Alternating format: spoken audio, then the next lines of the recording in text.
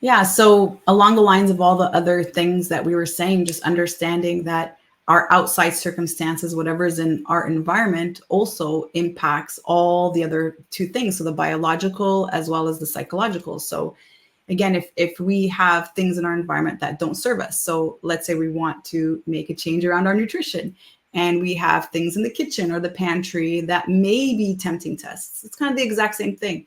And as I was sharing earlier, our diet is not just what we're consuming, our diet is all the things that we're actually receiving from our environment. So anything that makes us stressed, it could be the quality of our life, it could be the quality of our job, it could be the quality of our relationship. If we are in a very difficult, challenging, or what we call toxic relationship, this also ends up having a very, very big impact on the psychological component. So this one part, just that social part, ends up impacting the other two.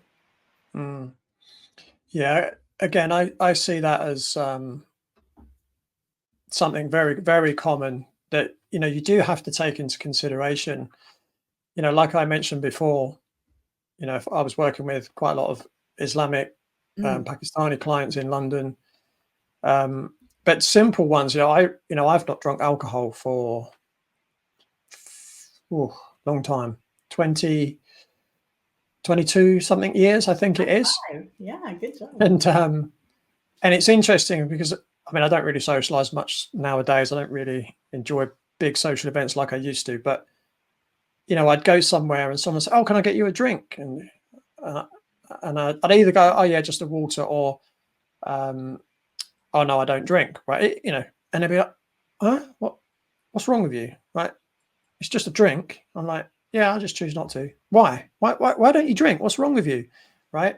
And I think a lot of people would find that difficult to not cave in and go, "Oh, all right, then it's just one drink," because that's the other thing. Oh, it's just one drink. It's not going to kill you, right?